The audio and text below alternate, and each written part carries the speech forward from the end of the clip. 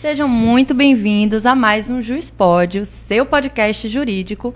Eu sou Karina Calisto, estou ladeada pelo meu amigo Matheus Bisset. Mais uma noite de JuizPod. Noite empolgante, né? Com um convidado que foi, assim, além de muito esperado por nós, muito pedido pelo nosso público, e ele finalmente veio. A gente está tendo a honra de recebê-lo hoje. E com um tema muito relevante, muito importante, muito discutido atualmente. Hoje a noite promete. Bom, antes de apresentar o nosso convidado, que dispensa a apresentação, queria falar para vocês rapidamente do nosso parceiro, o Porco Steakhouse. Vocês já sabem, quem acompanha o JuizPod sabe que as noites de quinta-feira sempre terminam no Porco Steakhouse, que é um restaurante especializado em carne suína. Além de carne suína, eles têm um cardápio variado, com pratos deliciosos. Eu falo sempre, como minha avó diria, de comer rezando de joelhos. E de segunda a sexta eles têm um almoço executivo. Às sextas-feiras tem um almoço delicioso com piano ao vivo. E às quintas-feiras à noite, happy hour com uma carta de drinks, carta de vinhos, sem dúvidas. Sensacional. O melhor lugar para vocês finalizarem a noite de quinta-feira. Nossa, como sempre, será finalizada lá. Estaremos lá. Sem mais delongas, vamos vou apresentar. te dar aí a honra de apresentar o nosso convidado. Que honra, né? Um convidado muitíssimo importante, nosso querido, amado, inspirador, professor de todos nós. Professor de todos nós. Fred Didier, ele que é sócio do escritório Didier Sodré e Rosa, professor titular da Faculdade de Direito da UFBA. Ele também possui livre docência em Direito Processual pela Universidade de São Paulo, USP, pós-doutorado pela Universidade de Lisboa, doutorado em Direito pela PUC de São Paulo, mestrado em Direito pela UFBA, graduação em Direito pela UFBA, diretor acadêmico da Faculdade Baiana de Direito, coordenador da comissão responsável pela revisão do projeto do novo CPC na Câmara dos Deputados, membro da Academia de Letras da Bahia e da Academia de Letras Jurídicas da Bahia, autor e organizador de diversas obras jurídicas. É um prazer imenso tê-lo aqui conosco, professor Fred. Isso é só um resumo. Um resumo. Eu confesso, assim, eu pedi, né, pro professor Fred Didier mandar um mini currículo pra gente. Ele botou advogado e professor titular da UFBA. Eu falei, não, mas são tantos feitos que a gente tem que citar pelo menos alguns. E assim, professor, primeiro, dar as boas-vindas, dizer que é uma honra para todos nós do JuizPod, do Bahia Notícias, particularmente para mim também, que o senhor foi com quem eu aprendi processo civil. Aprendemos, né? E até hoje é a quem recorro. Eu tenho sua coleção de livros. Lembro das coleções até hoje, as cores lá na faculdade, que a gente buscava todo semestre. Então, com certeza. Hoje é um dia muito especial para todos nós. Muitíssimo obrigado, professor, por ter recebido o nosso convite. E eu preciso acrescentar aqui ao currículo do professor uma coisa que ele mesmo citou, sim, né? Importante. Que é flamenguista, tropicalista e gincanista. Porque foi na época de gincana de colégio, antes de cursar direito, que eu soube da sua fama como um idealizador ali de tarefas, mas como uma referência de fique tranquila, você pode fazer gincana que você não vai perder de ano, não. Temos um dos maiores juristas do Brasil que faz gincana. Seja muito bem-vindo, professor. Uma honra receber. Obrigado, Karina. Obrigado, Matheus. Um prazer estar aqui com vocês. Vamos conversar bastante. E é isso. Só para dizer que eu demorei para vir, porque eu demorei para ser convidado. Eu fui convidado e aceitei. Foi, é verdade. Foi e eu fui cheia de dedo. Eu falei, vou lá tentar essa agenda. A gente tentou a primeira data super rápido. Justiça seja feita. Bem objetivo. Eu posso, não posso, decidir eu posso, decidir não posso. Não, foi um nome que desde o primeiro episódio já, assim... Vamos ter que chamar Fred Didier. Não tem como esse programa acontecer sem ele. E aí, quando veio o tema, eu falei, não, a primeira pessoa... Eu gosto muito de conversar, então vamos conversar. A gente vai ser uma satisfação. E eu já vou começar perguntando, porque assim, além disso tudo, estamos aqui, gente, diante de dos maiores juristas do Brasil. Quem está falando isso sou eu aqui, mas não só eu, porque a maior autoridade para dizer quem é alguém está dizendo isso, que é o ChatGPT. Eu fui buscar quem são os maiores juristas do Brasil e os maiores processualistas civis do Brasil, e sem nenhuma surpresa apareceu o seu nome, professor. Bom, dentre tantos feitos, o senhor foi coordenador ali da comissão que geriu o projeto do novo Código de Processo Civil. Inclusive, eu estava na faculdade na época, tive que aprender ali no meio do caminho tudo de novo, mas que foi um projeto muito louvável, que é o que nós temos até hoje. Então, eu queria começar lhe perguntando, né, o senhor é uma pessoa que me inspira profissionalmente desde antes de eu conhecê-lo profissionalmente, né, e inspira tantas pessoas, sem sombra de dúvidas, em todo o Brasil. Então, eu queria lhe perguntar um pouco da sua trajetória para se tornar essa grande referência nacional que o senhor é hoje no direito e, sobretudo, particularmente no processo civil. Pô, a pergunta é muito boa. Mas você quer que eu comece a falar da época de colégio? Qual é o corte temporal? Sugira um corte temporal. Não tem corte temporal, mas assim, o que vier assim, que o senhor acha interessante da sua trajetória e de marco para a construção da persona, né, que o senhor é hoje? Veja, aí eu acho que é um bom caminho. Como você mesmo colocou, na minha bio, na bio do meu perfil do Instagram, aparece lá que eu me auto-identifico como professor, como advogado, mas como flamenguista, como tropicalista e como gincanista. O Flamengo é um amor meu. Zico é o meu maior ídolo. É a pessoa que mudou bastante. Zico foi o sujeito que fez com que eu me encontrasse com um amor que é o Flamengo. É o meu amor mais antigo.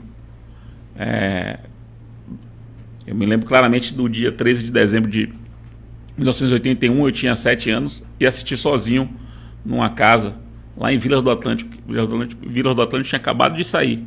Vilas do Atlântico é de 79. Sim. E meus pais foram um dos primeiros a comprar as 35 casas que a Odebrecht lançou. Vilas é um loteamento da Odebrecht. A Odebrecht lançou Vilas e colocou 30 casas prontas para lotear Vilas, né? Para habitar. Meu pai foi um dos primeiros a comprar. Em 79 e 81 assisti a final do Mundial lá, sozinho, de noite, numa televisãozinha horrorosa que tinha.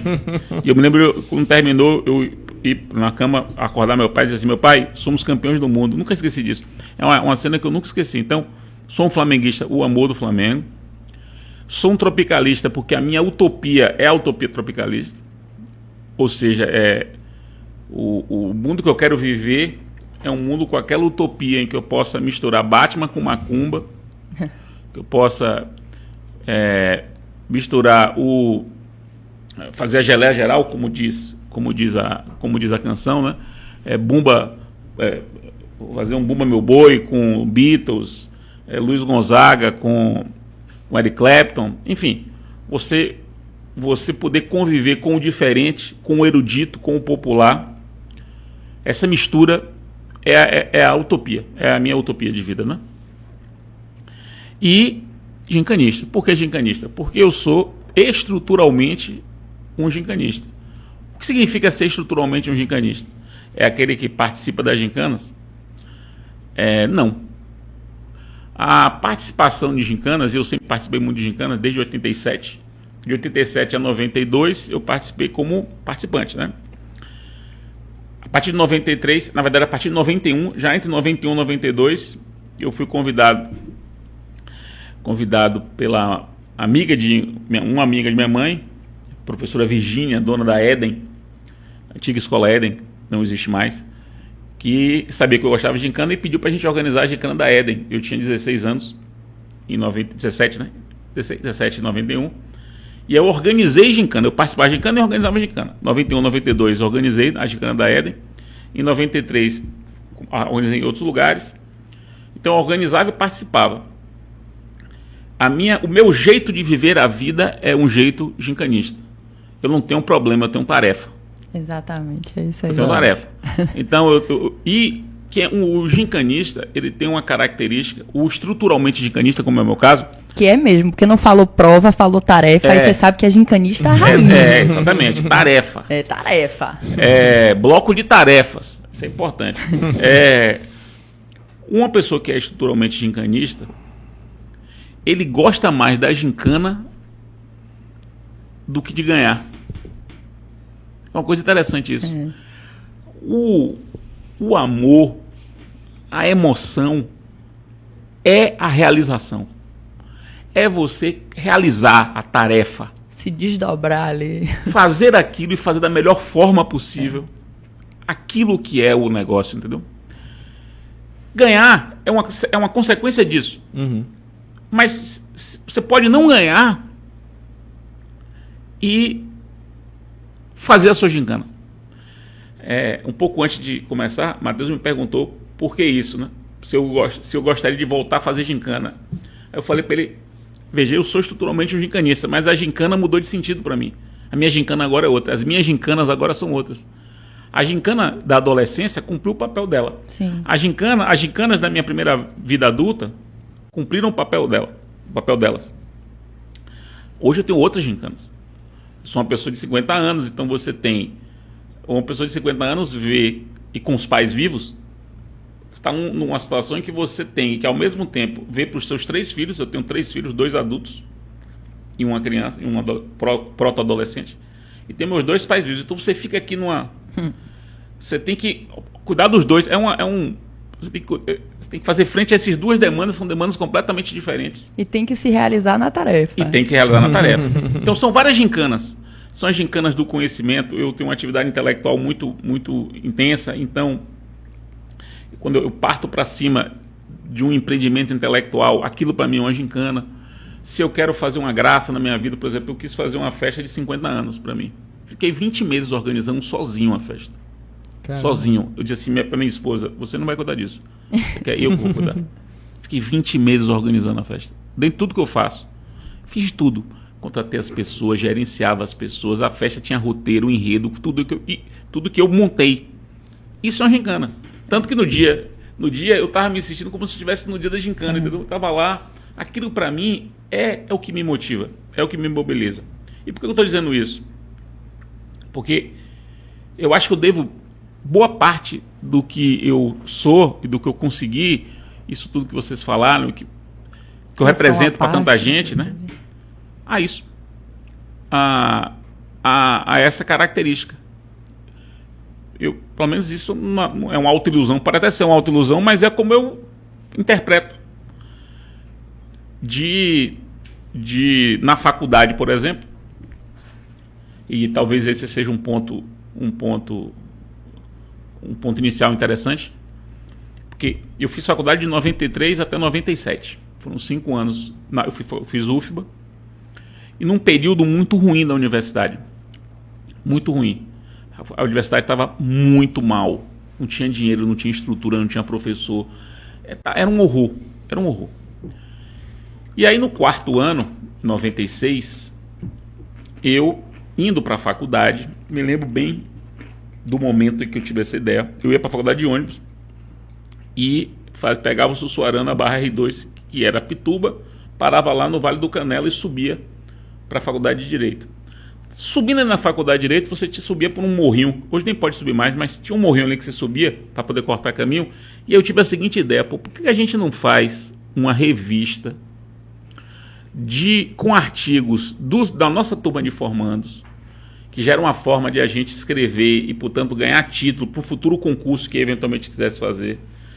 A gente convida os professores da faculdade para escreverem e fazer com que eles se mobilizem, eles precisavam se mobilizar, a faculdade precisava voltar a produzir. E convidava outras pessoas. E a gente, ao fazer isso, a gente rodaria essas revistas e cada formando seria obrigado a vender um X número de revistas.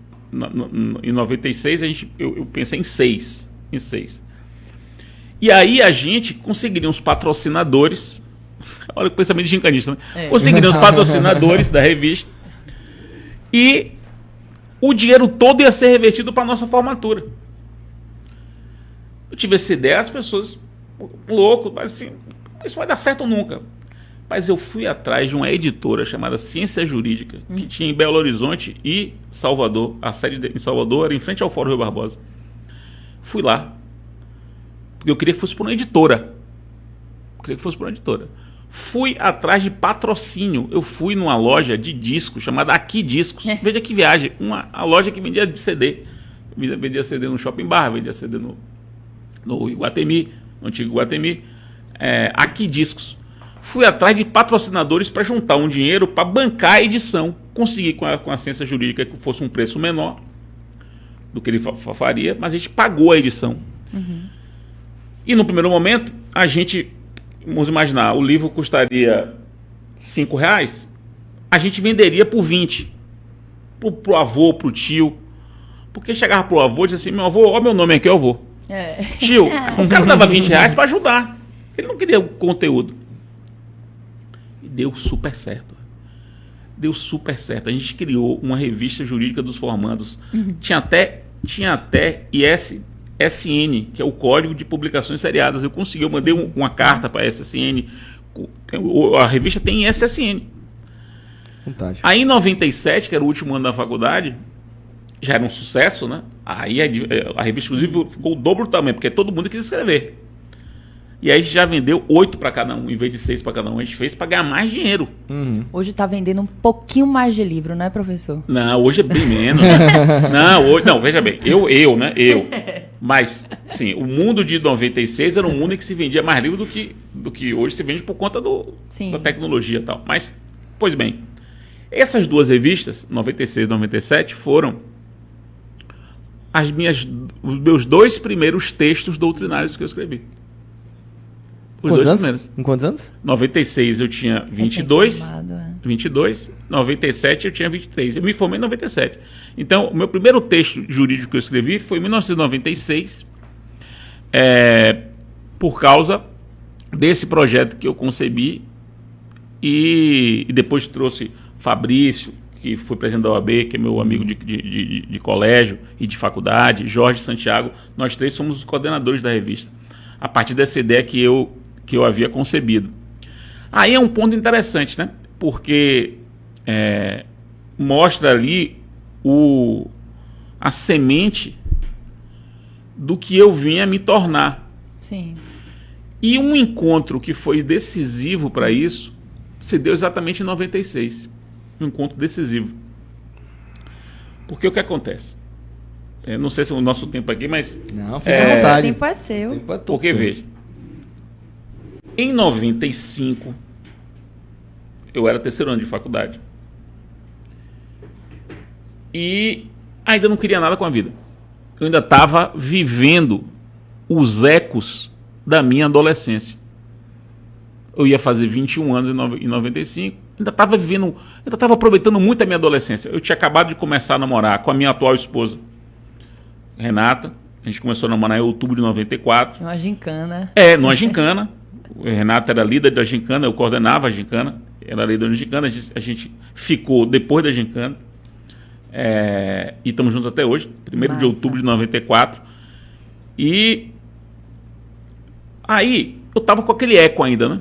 Me divertindo, saindo, não sei o quê. Não estava muito ao fim da faculdade. Aí eu fui para um São João. Essa história é massa. Eu fui para um São João, eu e meu amigo Rodrigo Salazar, hoje professor da UNEB, fomos para o São João em Piritiba. Renata nem foi. Acho que não foi, não sei porque ela não foi. Mas acho que é fazer uma prova de... Não sei. Não foi. Fomos eu e Salazar. E eu sou Flamengo doente. Eu tô passando ali em Piritiba, no São João, ouço um morador de Piritiba, um piritibense, um piritibano, ouvindo a Rádio Globo a final do Carioca de 95, Flamengo e Fluminense, 25 de junho de 1995. Aí isso é data. Marcou isso. Você vai saber por que marcou. E aí eu bati na porta do cara e falei assim, pô, eu sou flamenguista. Posso ouvir também? Eu posso ouvir com você? Pode, entra aí. Vamos os dois ouvindo aqui. Esse foi o jogo do famoso gol de barriga de Renato Gaúcho. Sim. O Fluminense ganha do Flamengo por 3-2 e ganha o campeonato, sendo que o Flamengo era o time que tinha Romário, tinha Sávio, um timaço, o time ganhou mais pontos, estava bem à frente. Foi uma tragédia naquele momento. Mas foi uma tragédia de tal maneira, com gol de barriga de Renato Gaúcho. Era tanta informação que eu saí da casa do cara, encontrei Salazar. Salazar é anti-Flamengo. Ele não assistiu. Ele é anti-Flamengo. Ele é santista anti-Flamengo. Eu cheguei, Salazar,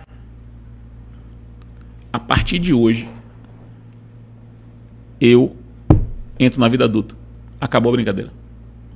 Eu fiz um decreto pessoal. Virou a chave, né? A partir de hoje, acabou a brincadeira. Eu vou entrar na vida adulta. E o gol de barriga de Renato Gaúcho simbolizou isso para mim.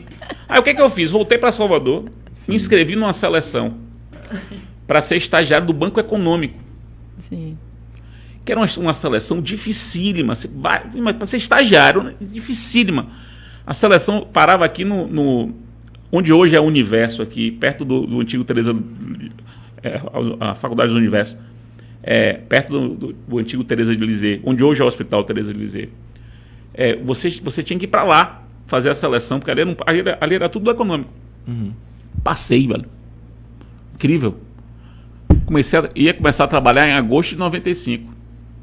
Primeiro dia de trabalho, depois você pode jogar no Google aí, vocês vão ver. Acho que 10 de agosto, ou 9 de agosto, ou 11. Ou é 9, ou é 10, ou 11 de agosto de 1995. Aconteceu o quê? Depois você joga no Google. Uhum. Eu chego no Banco Econômico ali no comércio para trabalhar, todo animado. Não tem ninguém. Ninguém. Aí eu entro, o que está acontecendo? Aí tinha uma pessoa lá em cima. Uhum. Fred, você não está sabendo o que está acontecendo? Não aconteceu, não? O Fernando Henrique acabou de intervir no Banco Econômico. O Banco Central interveio no Banco Econômico. Na sua estreia. No dia do primeiro, eu nunca trabalhei. Eu fiz aquela seleção toda em julho para não trabalhar. Aí falou, agora eu não vou mais ser Não, aí olha só, não. Aí o que aconteceu? História massa. Liguei. Aí, pô, que merda, vou ter que começar tudo de novo. Aí procurei o pai de um amigo meu de infância, que era juiz federal, doutor Cândido Moraes Pinto. Meu tio, desde criança. Eu liguei para ele, eu falei, tio, estou precisando estagiar. Posso estagiar de graça com o senhor? Deus. Na Justiça Federal? De graça. Vou para lá agora. Claro. Porque não existia o programa de estágio na Justiça Federal. Naquele momento não existia um programa de estágio. Aí, deixou. Quando eu for, começo a trabalhar com ele. Uma semana depois trabalho com ele na segunda vara federal. A vara federal vira penal. Penal. Que até hoje, inclusive. Vira penal. Ali, setembro de 95. Setembro, outubro de 95. Por pouco a gente perdeu o Fred Didier no processo penal. Que merda. Aí, meu tio, penal não dá pra mim não, hein? Penal, eu não gosto de penal. Não. Aí ele falou assim, eu vou lhe indicar para você trabalhar com a minha amiga da quinta vara, doutora Neuza Maria Alves da Silva. Minha mestre. É uma pessoa que, inclusive, que vocês devem chamar para vir aqui. Foi a primeira mulher negra vice-presidente do TRF. Vai ser uma honra. Faço, inclusive, um convite aqui. Minha mestra sabe disso. E comecei a estagiar com ela. Inicialmente de graça, até que em novembro de 95, institui-se o programa de estágio da Justiça Federal. E eu passei a ser formalmente estagiário da Justiça Federal, onde eu fiquei até me formar. Saí de lá no dia 19 de dezembro de 1997, meu último dia de trabalho. Foram 2 anos e 1 mês de estágio. E por que isso é importante? Porque estagiando com a doutora Neuza e entrando na vida adulta naquele momento, eu comecei a lidar com processo físico. Sim. Eu tinha que preparar decisões, os despachos, tinha que compreender o processo de funcionamento. E eu começava a estudar processo civil na faculdade naquele momento. Então, processo como matéria começou a aparecer para mim como uma coisa que eu queria estudar. Sobretudo porque nesse bolo aí, histórico, eu fui no meu primeiro congresso como estudante para assistir e vi a figura de José Joaquim Calmon de Passos, falando sobre aquilo que era a reforma do CPC de 94, dezembro de 94. Sim. E aí eu assisti uma palestra de Calmon em maio de 95, no Otton, no antigo Otton, e eu olhei para Calmon e fiz assim, rapaz, isso aí é o que eu quero ser quando crescer. O Calmon era o maior orador que eu já vi. Eu acho que a Bahia já viu, assim, pelo menos nos últimos 50 anos. Foi uma coisa muito impactante para mim. Mas eu estava começando ali, ainda estava na fase adolescente, que aqui no primeiro semestre de 95, mas aquilo ficou na minha cabeça. Jovem adulto. E Calmon, eu não sei se vocês têm essa dimensão. Talvez a geração de vocês não tenha essa dimensão. Mas Calmon era, naquele momento, a maior lenda jurídica viva da Bahia. Sim. Uma lenda jurídica viva da Bahia. Ele é de 1920, então ele tinha ali, quantos anos? 76 anos, né? 75 anos. Já era um idoso. Mas muito magrinho, assim, todo enérgico. E toda segunda e quarta de manhã ele ia para a faculdade, para a UFBA, para dar aula na especialização. Ele já era aposentado, mas dava aula na especialização. Então a gente via aquele senhor de calça cinza, camisa branca, com a maletinha, todo com cabelo com gel assim, magrinho. E a gente, pô, uma lenda passando, aquela lenda ali. Corta. 1996. Decido fazer a revista. Rapaz, é bom de data, viu, professor? Tô impressionada. Aí vem, corta. Sim. Um ano depois, 1996, retoma aquele ponto que eu falei. Sim. Escolhi fazer a revista. Não sei o que, não sei o que. Qual foi a minha ideia? Interpelei Calmon. Esperei ele chegar. Cheguei cedo. Ele chegou e disse, professor, meu nome é Fred, eu sou aqui da faculdade, sou do 4º ano. Estou com uma ideia aqui. Aí comecei a falar, né? Ele começou a ouvir assim. E eu queria fazer um convite, professor. Eu queria que o senhor fizesse um artigo para a nossa revista. E queria também que o senhor fizesse a palestra do lançamento da revista, em outubro de 96. E uma última coisa, eu queria que o senhor lesse o artigo que eu escrevi. Para ver o que é que o senhor acha. É meu primeiro artigo aqui, eu estou ansioso, sim, porque tem que me esforçar para poder ir a processo civil. Então. Ele aceitou as 3 coisas.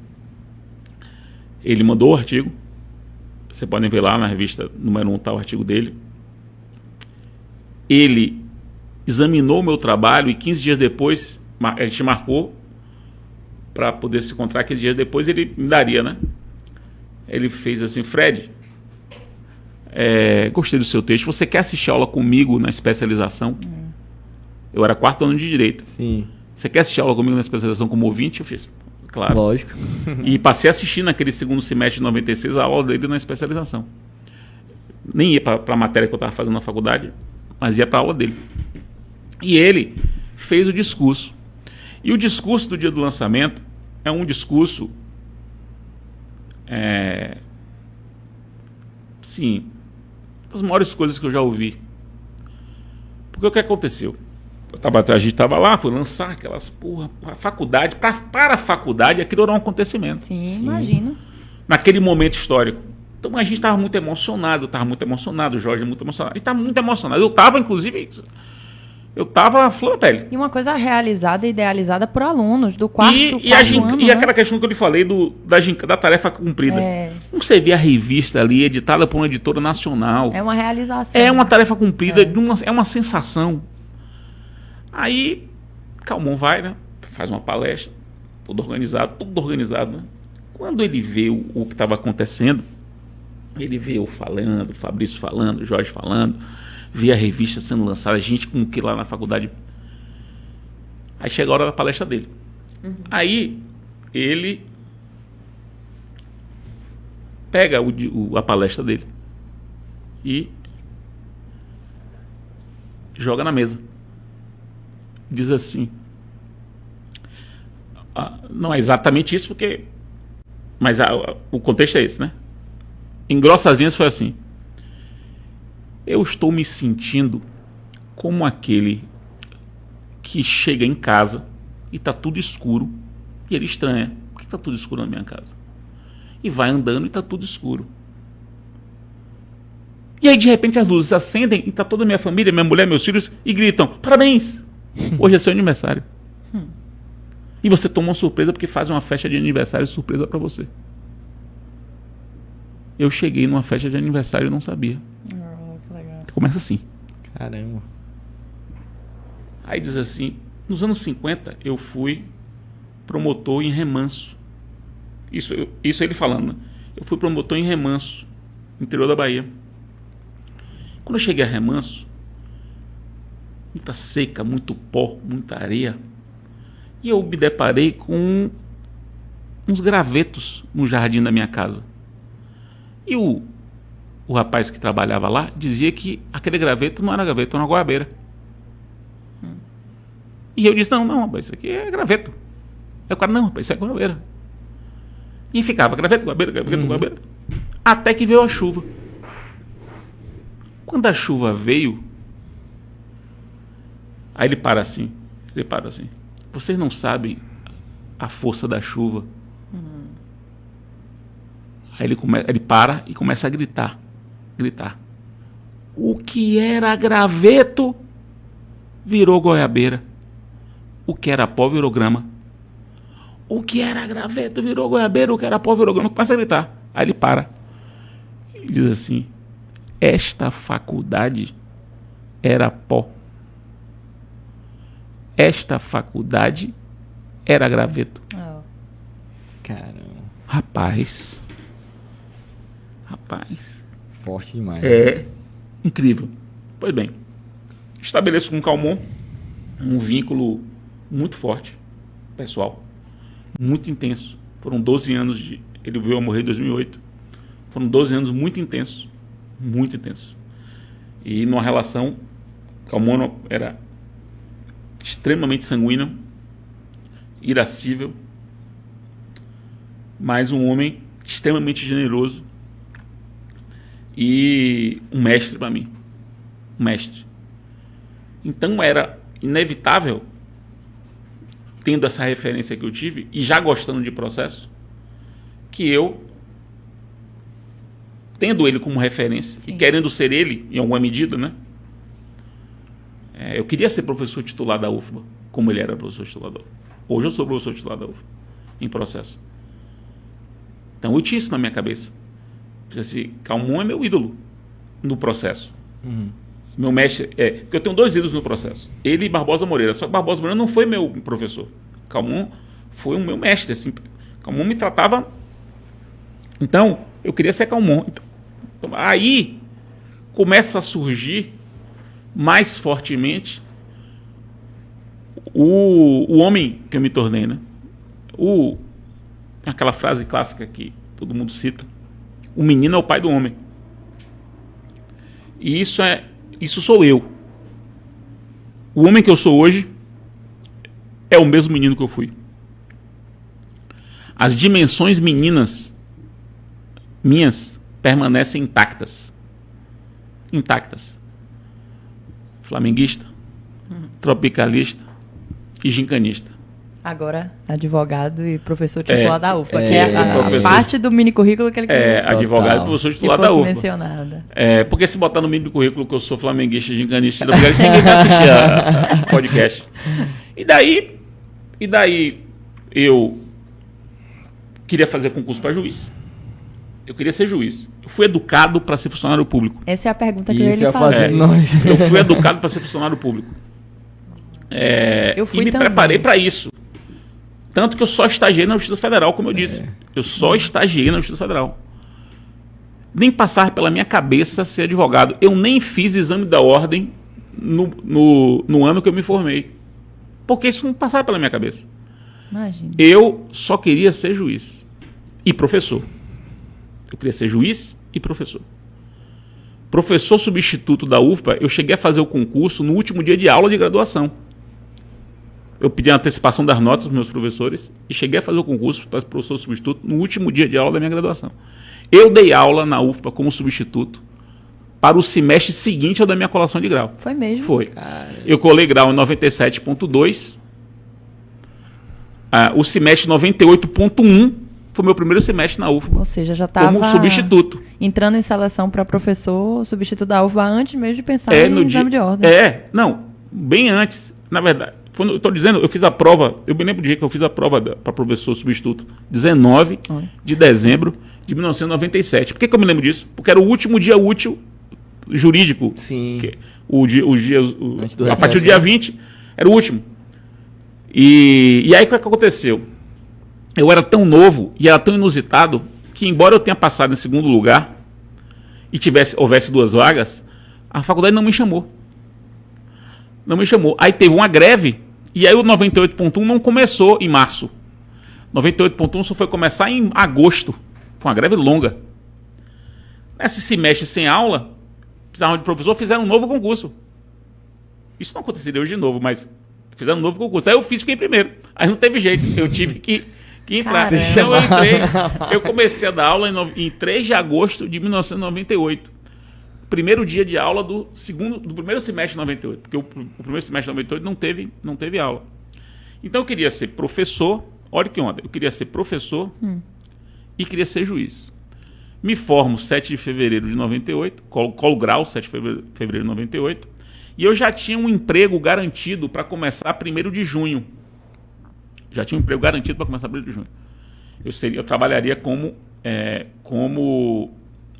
assessor da procuradora-chefe do Ministério Público Federal da Bahia, que tomaria posse, ela já tinha me dito que a vaga seria minha.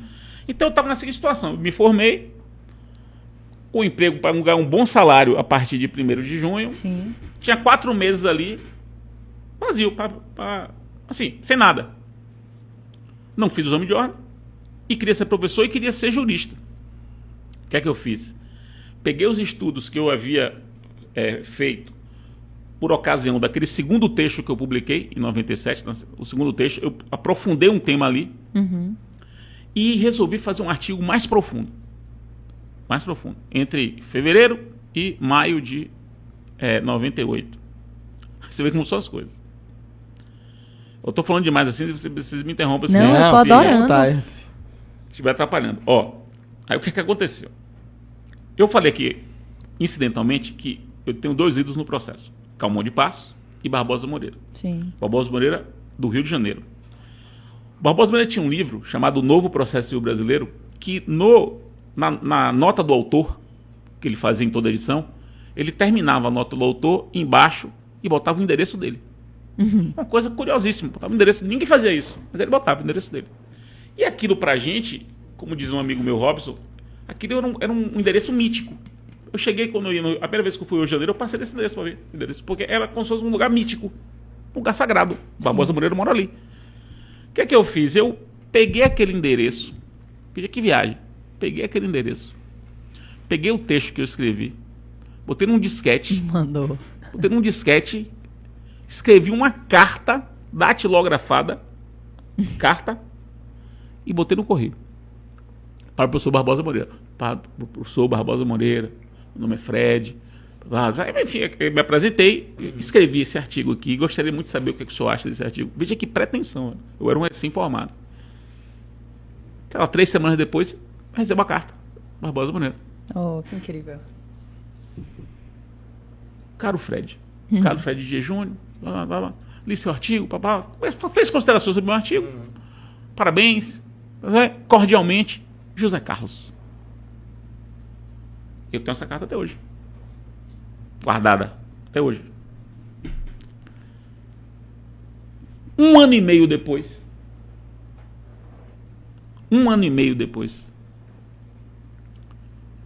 Final de 99, início de 2000. Estou em casa, recebo uma caixa grande de papelão dos Correios, da editora Forense. Editora Forense, da qual Barbosa Moreira era diretor. Quando eu abro, na revista Forense, que era a revista cuja primeira edição de 1904, está o meu artigo, que eu tinha mandado um ano e meio antes para ele. Imagina. E ele, sem minha autorização, não o perdoo até hoje por isso, sem minha autorização, publicou meu artigo lá. E se você for procurar esse artigo, está na revista, no volume 351 da Forense. É o meu primeiro artigo publicado nacionalmente. O nome que está lá é Fred Souza de G. Júnior. Não é Fred, não é meu nome de guerra, é meu nome inteiro. Guerra. Porque foi o nome da carta. Sim. O da carta era Fred Souza de G. Júnior. Esse artigo fez com que muita gente começasse a se interessar por mim.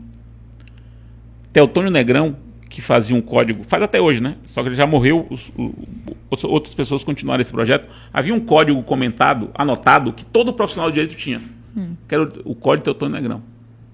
Todo profissional tinha e todo mundo comprava todo ano. Então, era como se fosse uma coisa obrigatória. Você tinha que ter o Teotônio Negrão daquele ano. Os ministros todos tinham, os desembargadores todos tinham, todos os advogados tinham.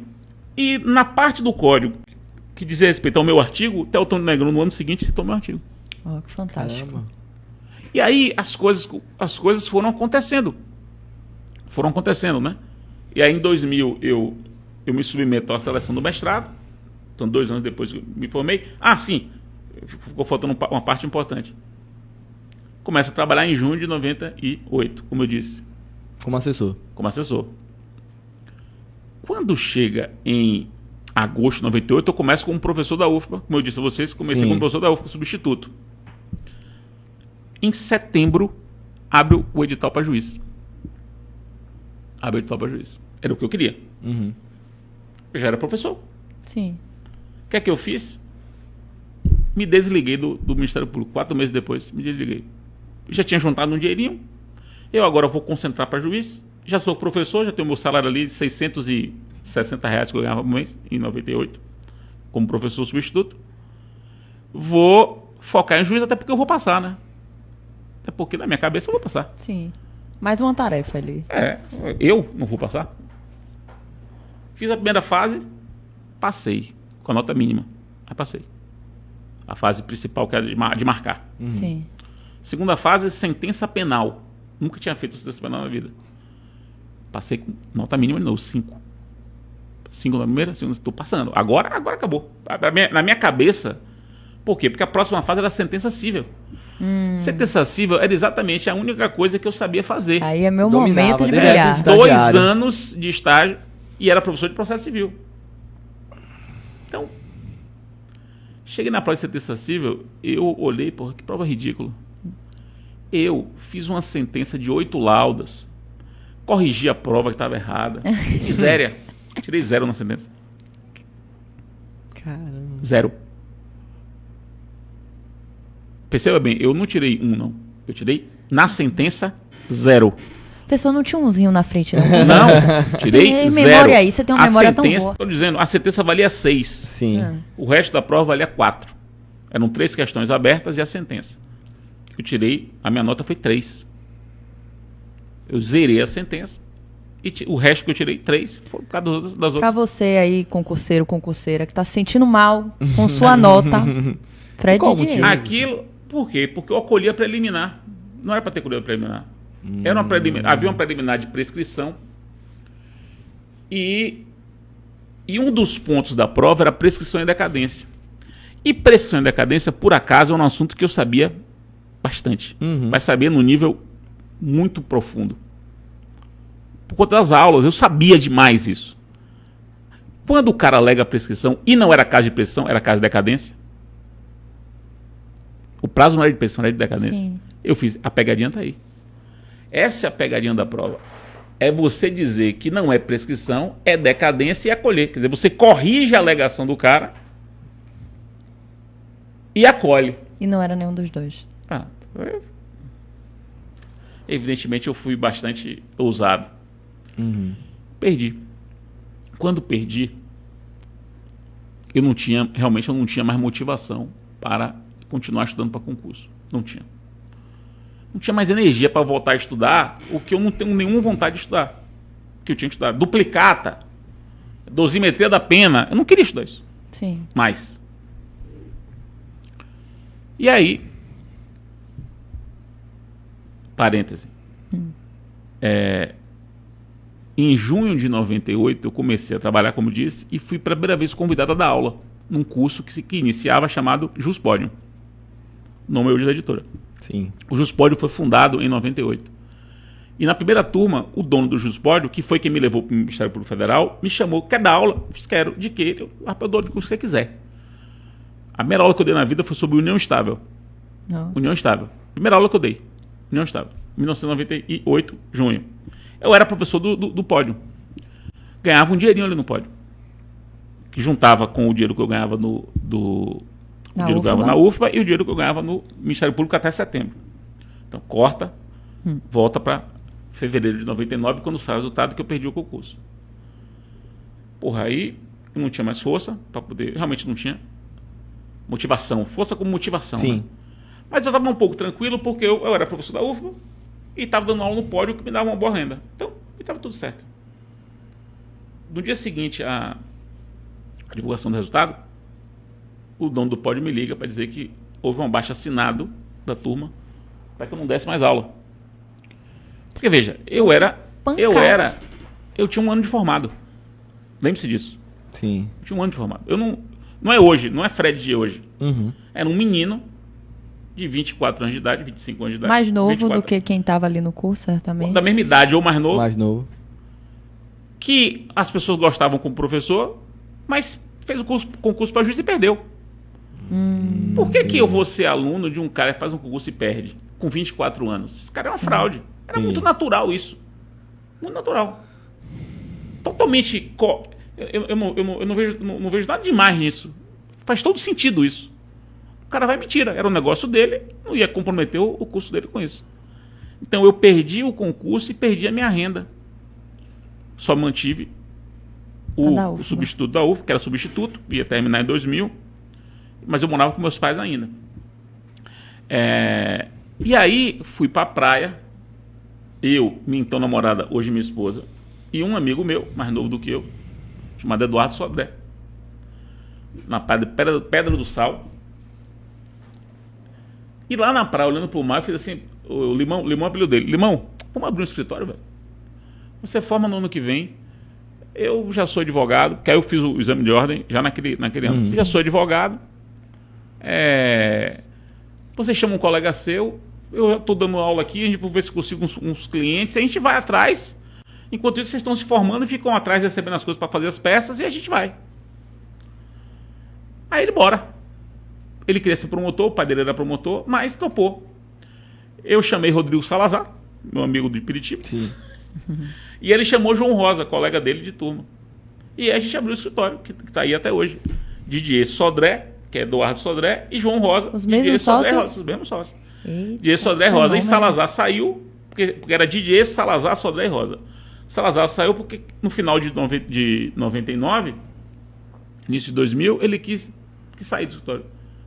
Quis sair porque estava com outras coisas, outros projetos de vida, não ficou. Aí o escritório ficou Didier, Sodré e Rosa. Estamos aí até agora hoje. 26 anos, né? 26 anos, a gente considera 7 de maio como a data de formação do escritório. A gente inventou essa data como a data. Então, esse ano a gente completa 26 anos. Só que aconteceu uma coisa interessante.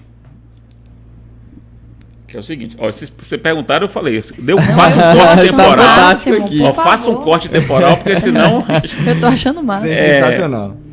Aí aconteceu o seguinte, quando chega em maio de 99, lembre-se que eu perdi o concurso em fevereiro, aí a gente decide abrir o escritório, em março a gente começa a advogar, ainda sem sede, a gente acha uma desgraça de uma bodega, uma desgraça que a gente cometeu ali, uma escolha horrível para fazer a nossa primeira sede.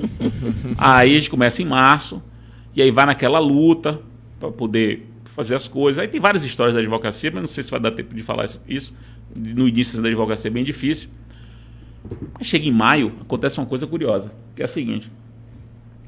O dono do Ajuspódio, aquele que havia me ligado para te desligar, para me desligar, o dono do Ajuspódio,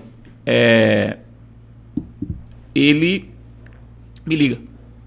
Diz assim, Fred, o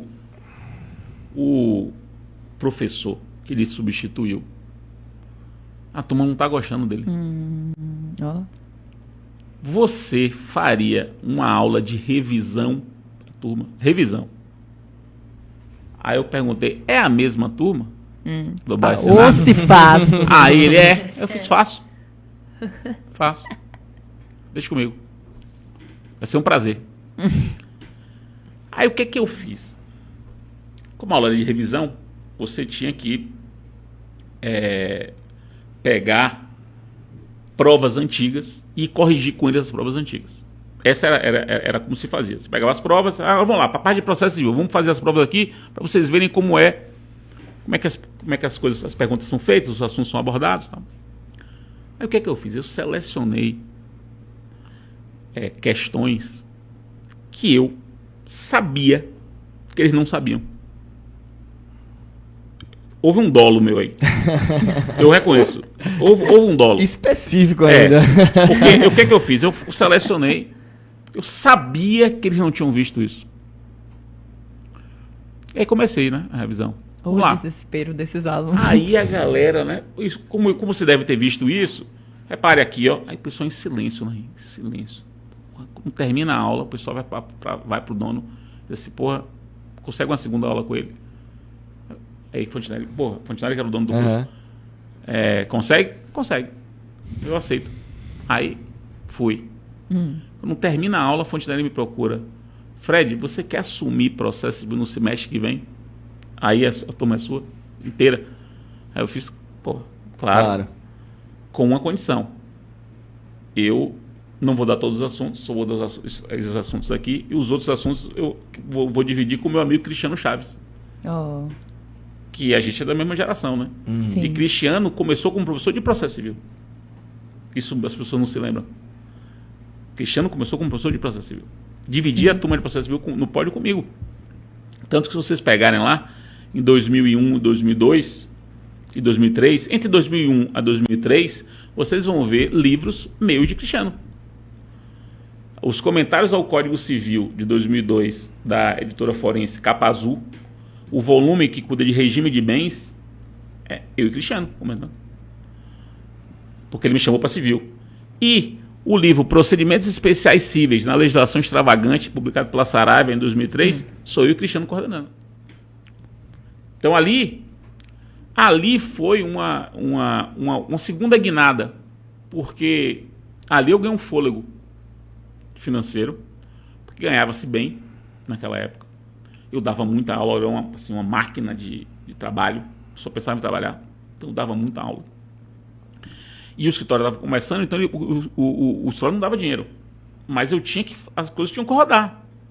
Porque em 2000, olha o que aconteceu. 6 meses depois disso, minha namorada descobre que estava grávida.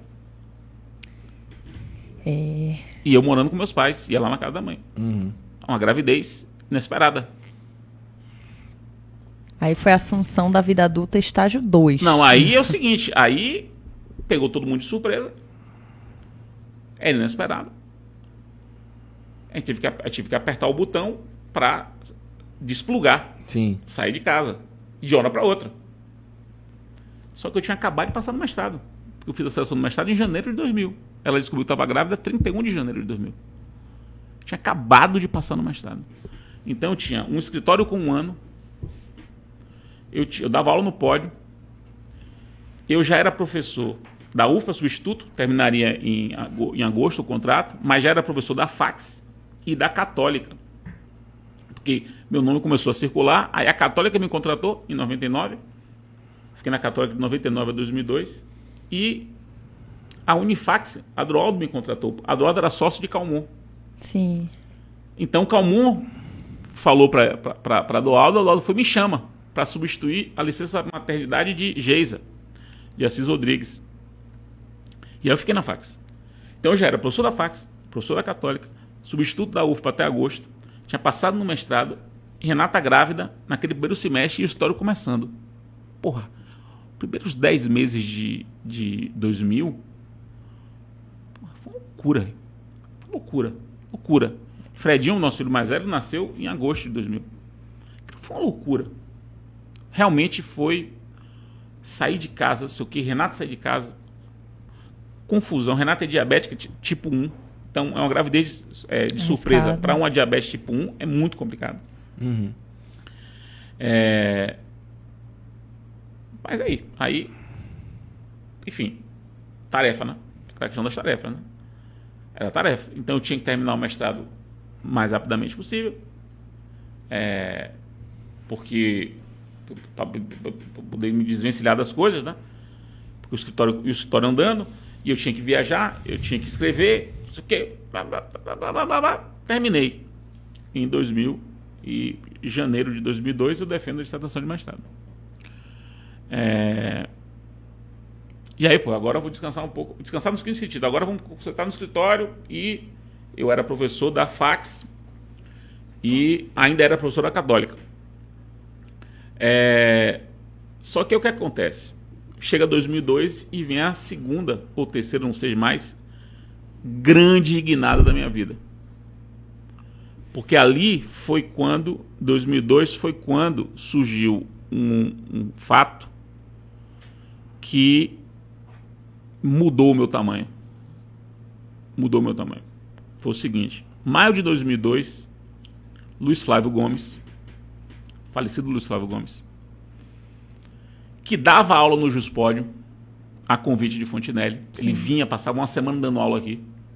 Portanto, conhecia a gente, eu, Pablo, Cristiano, Dirley, Robério, nossa geração de professores. Aí conhecia todo mundo. Luiz Flávio, eu recebi uma ligação de Luiz Flávio no meu celular. Fred, tô indo para Salvador, queria jantar com você. Pô, professor, bora? Aí fomos jantar no antigo Aeroclube. Maio de 2002. Luiz Flávio chega para mim e diz assim, Fred, saí de Damásio. Luiz Flávio foi professor de Damásio há mais de 20 anos. O curso de Damásio. Saí de Damásio e estou com uma ideia de montar um curso para concurso via satélite, com aulas ao vivo para o Brasil todo. Eu reservei um canal da Embratel para mim. E estou montando um estúdio na Avenida Paulista, em São Paulo. E a gente vai gravar de lá, com aulas ao vivo, para o pessoal lá de Boa Vista ao pessoal de Salvador. E eu estou vindo aqui em Salvador, porque eu quero que você seja meu professor de processo civil. Eu tinha 27 anos. Caramba. Aí eu falei, mas Luiz Flávio, telecurso, 2º grau, ninguém vai fazer isso, pô. A minha reação foi, ninguém vai fazer isso. E por que você vai me chamar? Tanta gente de São Paulo tem os melhores processualistas do Brasil. Por que você vai me chamar aqui na Bahia para ir?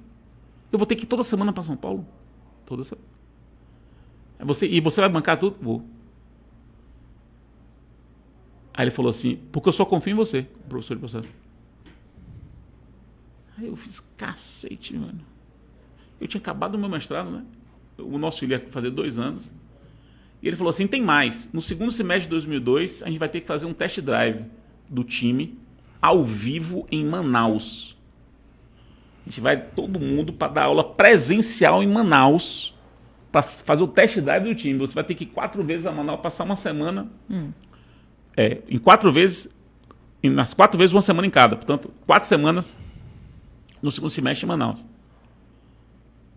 Aí eu fiz, porra. Aí na hora, gincana é foda, né? Porque na hora eu pensei assim, porra, eu vou toda semana para São Paulo. Ele vai pagar minha passagem, vai pagar minha hospedagem.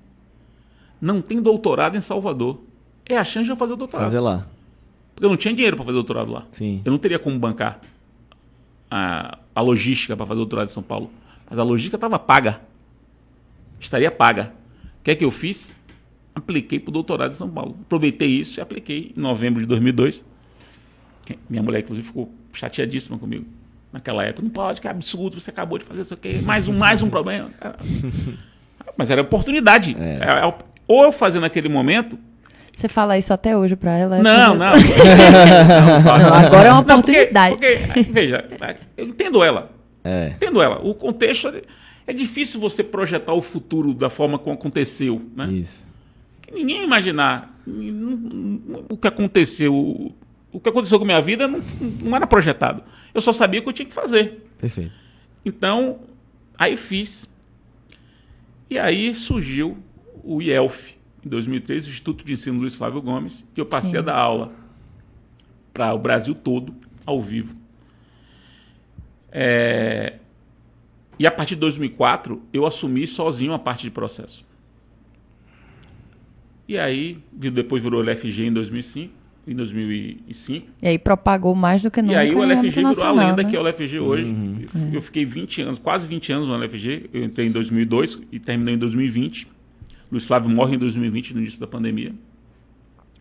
Eu devo muito a Luiz Flávio, né? Luiz Flávio mudou a minha vida, mudou minha vida financeiramente. Porque o que é que aconteceu aí? A gente, eu e Pablo, assim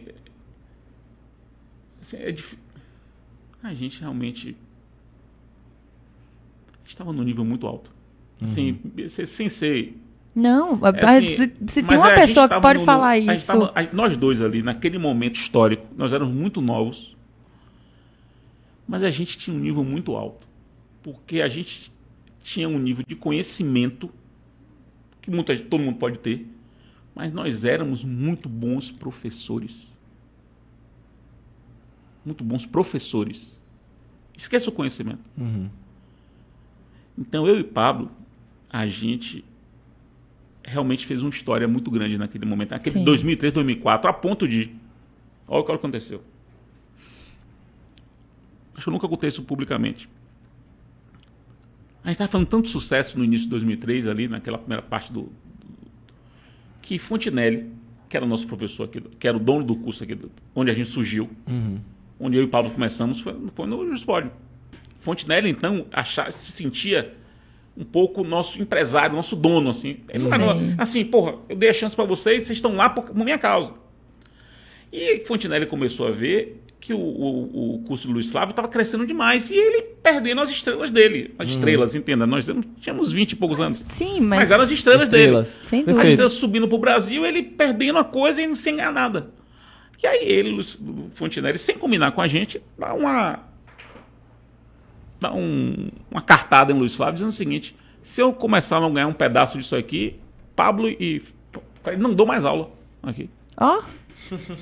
Sem comentar com a gente. Sem comentar com a gente. Virou empresário. Sem comentar com a gente. Luiz Flávio deu risada, né? Deu risada. Ele ligou pra mim, ligou pra Pablo. E eu e Pablo, sem saber, sem combinar, nós não sabíamos disso. Tivemos a mesma reação. Assim, Luiz Flávio, a gente não tem como trair Fontinelli, Luiz Flávio. Fontinelli foi o cara que permitiu que a gente estivesse aqui agora. Fontinelli tá brigando com você, eu não posso ficar do seu lado, pô. Eu não posso chutar a cabeça do cara que me ajudou, me deu a primeira chance de eu entrar na sala de aula. Lealdade, né? Lealdade. Não vou chutar a cabeça do cara agora. E Paulo fez a mesma coisa. E a gente não combinou. Porra, Luiz Flávio ficou... Vocês são imbecis, burros. Aí falava mal da gente. Imbecil, isso no ar. Sim. Pra galera. A galera ficou... Os alunos do Brasil fizeram abaixo assinado. Gente se desligando do curso até a gente voltar. De greve. Foi uma merda. Luiz Flávio ficou pressionado. Sucumbiu a Fontinelli. Quando sucumbiu a Fontinelli, Fontinelli passaria a ser, em 2004, um ano depois, sócio de Luiz Flávio naquele curso. No curso onde a gente estava. Então, Fontinelli saiu grandão. Quando o Fontinelli fecha isso com o Luiz Flávio, chama a mim e a Pablo.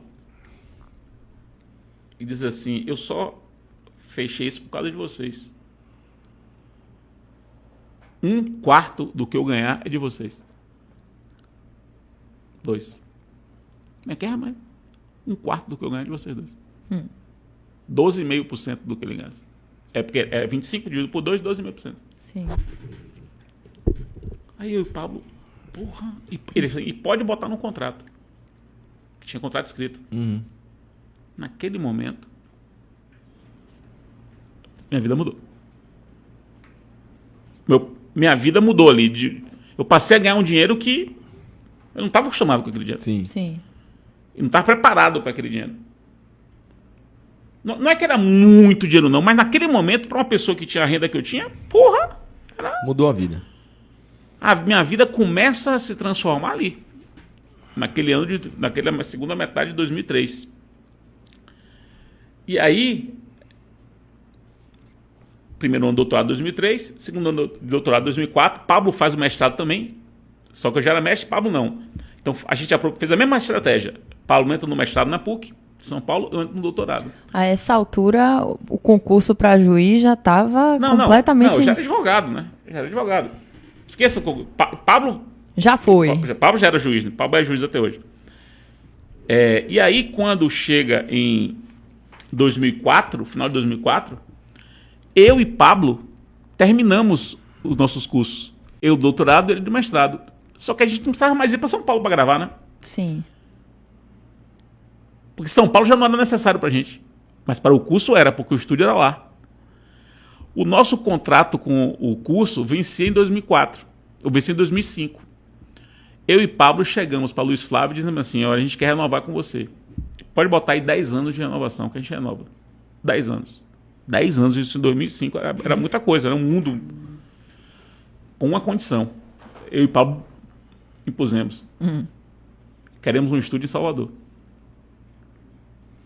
Para não ter que viajar mais. Sim. E aí, tudo bem. Aí montou um estúdio em Salvador pra gente. Todos os professores de Salvador que surgiram para dar aula via satélite, gravavam em Salvador por culpa minha e Pablo, porque a gente conseguiu impor contratualmente que tivesse um estúdio aqui.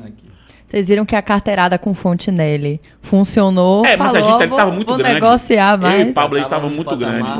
Eu e Pablo naquele momento. Não tenho dúvidas. Eu e Pablo naquele momento, realmente a gente era muito grande. Como bom torcedor do Flamengo, estava em outro patamar, né?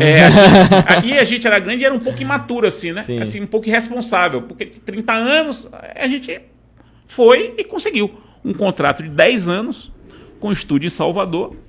A gente dava os assuntos que a gente queria, tinha um poder. Então a gente tinha duas rendas. A gente tinha uma renda fixa, Sim. que era aquilo que a gente herdou, e tinha a renda das aulas. Então eu tinha um valor fixo que eu ganhava, independente de eu dar aula ou não, ainda tinha o valor das aulas que eu dava. E por 10 anos e com o estúdio em Salvador. Porra, aí a gente foi pra galera, né? Aí foi o período da glória ali, de 2005 até 2014. E, professor, quando veio a reforma, na verdade não, o novo Código de Processo Civil em 2015? Não, mas o código, ele começa em 2009. Ele foi gestado antes, foram 4 anos, não foi 2009, na Câmara? Outubro de 2009, Sarney cria a comissão do anteprojeto. Em junho de 2010, o anteprojeto é protocolado. Em dezembro de 2010, sai do Senado e vai para a Câmara. Em agosto de 2011, o projeto começa a tramitar na Câmara. E aí eu sou chamado. Como foi esse momento para você receber esse convite? E nesse momento você já era o Fred Didier que conhecemos hoje, né, nacionalmente. Sim. E já tinha todas essas atribuições, né, enquanto advogado, com sua esposa ali tendo que, não, mas eu não posso perder essa oportunidade. Não, mas aí já não existiu isso. Aconteceu ali. Ali o mundo já era outro, a minha vida já era outra, eu já era uma outra pessoa completamente diferente. Contribuiu de forma decisiva para o Código de Processo Civil que temos hoje. Não, aí vamos lá. Isso foi, eu assumi as tarefas em setembro de 2011, a convite do deputado Sérgio Barradas Carneiro, baiano, que me conhecia, e me chamou, porque é processo baiano, o cara me chamou, era natural que me chamasse. Era assim, natural, assim, mas era razoável que me chamasse, né? Sim. Pois bem, me chamou. E é aquela história. Aí volta o menino, né? Aquilo para mim virou uma gincana. O pessoal que chegou comigo, foram 8 pessoas nomeadas, iam fazer umas coisas, mas voltavam para suas vidas. Eu fiquei 3 anos e meio obcecado por isso. Mas era um nível de obsessão de assim, eu ia para Brasília toda semana, eu examinei todas as 900 emendas parlamentares da Câmara dos Deputados, quem examinou fui eu. Eu examinei os 167 projetos de lei apenso ao projeto de CPC. Porque todos os projetos de lei que envolviam CPC foram apensados a esse projeto. Então, eu tive que examinar os 160 projetos apensados. Eu dialoguei com todos os movimentos sociais, todas as estruturas de relacionamento parlamentar para tratar dos assuntos. Tudo passava por mim. Algumas pessoas iam chegando e iam saindo, porque tinham os outros afazeres, e eu fui ficando. O código na Câmara ficava no meu computador.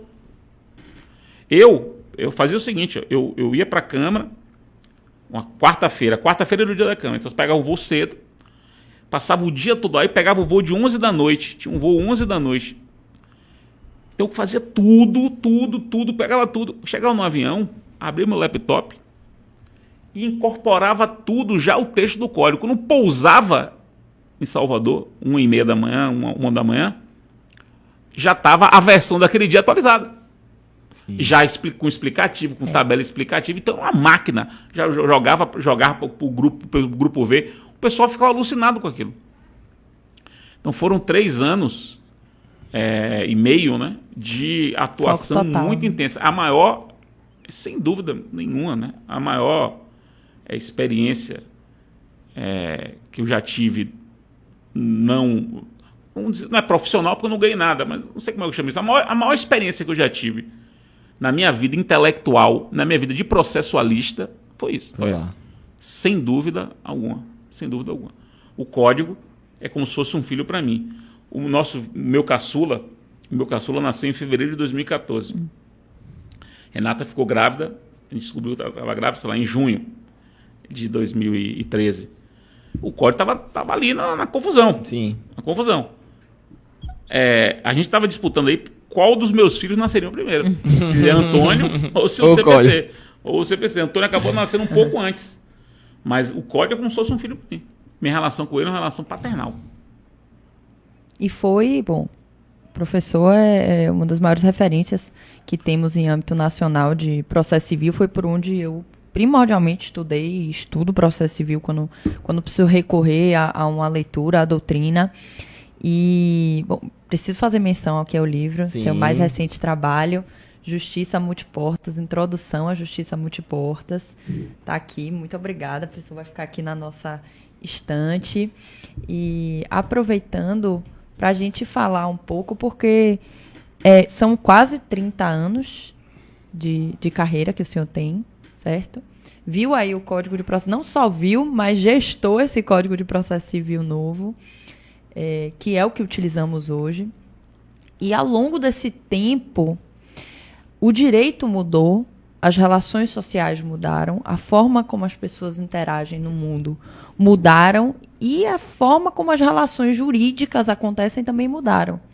E a gente tem o fenômeno, trazendo o nosso tema, de litigância predatória. A gente já ouvia falar de litigância em massa, litigância de má-fé, mas de uns tempos para cá foi dado holofotes a esse problema, que é um fato que acontece, que realmente precisa ser lidado e buscar formas ali de resolver essas situações, que é a litigância predatória, né, abusiva. Então eu queria começar perguntando, não tem ninguém melhor para explicar sobre o tema, para o nosso público, o que é a litigância predatória, abusiva, e por que ela diferencia da litigância de má-fé, que o Código de Processo Civil já trata lá. E até mesmo da litigância de massa, né? Só Exato. Acrescentando, fazer essa diferenciação que é muito importante. É muito importante. Veja, vamos lá. As pessoas litigarem ilicitamente, ou seja, contra a lei, é um fenômeno que existe há milênios. Uhum. Pessoas litigarem de má fé não é uma novidade. Ponto. Não é uma novidade. Tanto que isso é amplamente regulado e tratado há muitos anos nos nossos códigos, nas nossas leis. Litigância de má fé é um assunto clássico. E um problema velho. Então, não é disso que a gente está tratando. Ponto. Uhum. Se o problema for litigância de má-fé, o que a gente tem hoje já resolve. De um outro lado, nós temos o fenômeno da litigância de massa. A litigância de massa não é uma litigância ilícita. Perfeito. Não é ilícita. A litigância de massa é um fenômeno social. Ela decorre de questões sociais brasileiras. Problemas de regulação, problemas de contratualização em massa. Sim. Então, problemas de lesões e, portanto, lesões a um volume grande de pessoas. Então, quando você tem um volume grande de pessoas contratando com o mesmo fornecedor, se o fornecedor fizer uma bobagem, ele faz uma bobagem contra... Para atingir todos. Todo mundo. Todos vão Então, poder litigar. era natural que tanto mais gente entrasse na economia, tanto mais gente tivesse acesso a serviços públicos, a serviços bancários, a serviços de telefonia, tanto mais gente acessando esse serviço, tanto mais problemas podem surgir. Esses problemas virão em número grande, a litigância de massa surge como uma consequência disso. Natural. Isso não é ilícito. Não é ilícito. Então, olha só, são dois extremos aqui. São demandas legítimas, mas Demandas por um grande legítimas, número de mas pessoas. num volume grande. Perfeito. O que está acontecendo agora é um misto desses dois fenômenos. É uma combinação desses dois fenômenos. A litigância abusiva, e esse termo, litigância abusiva, é o termo que o CNJ passou a adotar em outubro do ano passado, para não usar mais litigância predatória, porque litigância predatória estava pesando muito. Do ponto de vista da comunicação, estava pesando muito. Não estava comunicando bem. E eles por uma questão quase que de marketing, Sim. rotularam como litigância abusiva. Ela tem duas características. Ela é uma litigância ilícita. Ela é ilícita. Ela viola alguma regra jurídica. Só que ela é uma litigância de volume. É uma litigância volumosa ilícita. Por que ela é volumosa e ilícita? Porque por detrás dela existe um arranjo estratégico. A litigância abusiva, esse fenômeno novo, é uma estruturação, é uma estratégia de litigar indevidamente e em volume. Porque se você tem muita gente litigando indevidamente, ou você promove vários processos indevidamente, um ou outro pode passar. Sim. Sim. Então, você ataca de coletivo. Várias frentes. Eu faço uma metáfora, e nesse livro, no Justiça Multihipótese, tem um item sobre litigância abusiva nesse livro. E eu e Leandro, a gente traz uma seguinte metáfora, para ver se as pessoas entendem. Um gafanhoto. Um gafanhoto é um inseto que preda a plantação. O gafanhoto ele vai comer a folha, e se você vacilar, aquela planta ali vai ser comida pelo gafanhoto. Um gafanhoto é como se fosse o litigante de má fé, que vai lá, faz uma bobagemzinha ali, aquele gafanhotozinho, você mata aquele gafanhoto, joga um inseticida nele e resolve. A litigância abusiva não é um gafanhoto, é um enxame de gafanhotos, uma nuvem de gafanhotos. O coletivo de gafanhoto é nuvem, é uma nuvem de gafanhotos. São gafanhotos que chegam e você não sabe nem o que fazer inicialmente. Porque uma outra característica da litigância abusiva é a seguinte, é que ela assume diversas formas. Para usar um termo de biologia, a morfologia dela é variada. Você pensa que identificou, agora já sei como ele está querendo me enganar. Nasce um outro tipo, e nasce um outro tipo, e nasce outro tipo. Estratégias são pensadas para predar, para, em volume, comprometer o judiciário, comprometer o réu, dificultar a defesa do réu, dificultar até do ponto de vista concorrencial. Você sabe que há um tipo de predação, que é uma predação para quebrar com o concorrente. Sim. É organizado por um concorrente para quebrar o outro. Como até uma estratégia de mercado. Estratégia de mercado. Sim. Nos Estados Unidos surgiu assim. Nos Estados Unidos tem um nome, shame litigation. Sim.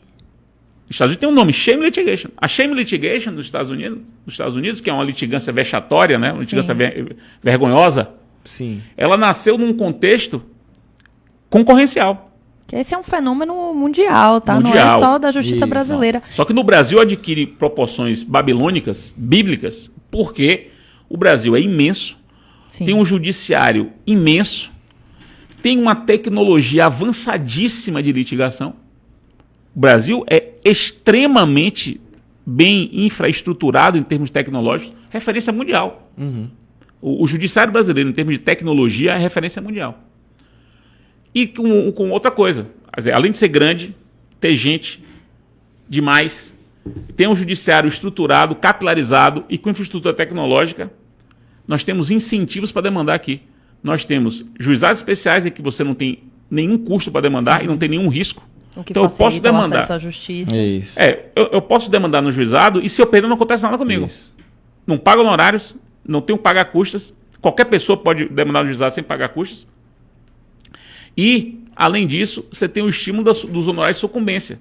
Sim. Que faz com que aquilo seja atraente para os advogados. Então, os advogados querem propor ação porque ainda tem a sucumbência para eles. Então, há uma série de estímulos econômicos, estímulos tecnológicos, demográficos, geográficos, que fazem com que o Brasil seja um case para as mais diversas espécies de litigância abusiva aqui florescerem. E aqui, utilizando alguns exemplos, professor, o que é que o senhor considera assim, de mais recorrente dentro da realidade brasileira, né, de casos envolvendo essa litigância abusiva? Porque tem de tudo, né? Tem casos de pessoas que não existem, Sim. pessoas inventadas, pessoas que existem, mas nem sabem que estão litigando. Porque o vazamento de dados acontece toda hora. Então, os dados são vazados, se descobre os dados das pessoas, forja procurações. O advogado vai lá e inclui aquela pessoa. Propõe a ação, a pessoa não está nem sabendo que a ação existe. Sim. Essa pessoa ganha, os advogados recebem dinheiro. Há uma litigância, às vezes, desnecessária, pessoas que não querem litigar, que poderiam resolver seus problemas indo no consumidor.gov.br, por exemplo, Sim. e nem sabem disso, e são cooptados para poder demandar. Sim. Então, são demandas desnecessárias. Uso de documentos falsos também. Aí tem as ilicitudes evidentes do uso de documentos falsos. Eu recomendo que vocês leiam o anexo da recomendação 159 do CNJ. Porque nessa recomendação 159, o CNJ fez uma coisa muito interessante. Ele fez o seguinte, ele disse assim, eu não tenho como dizer para vocês o que é litigância abusiva.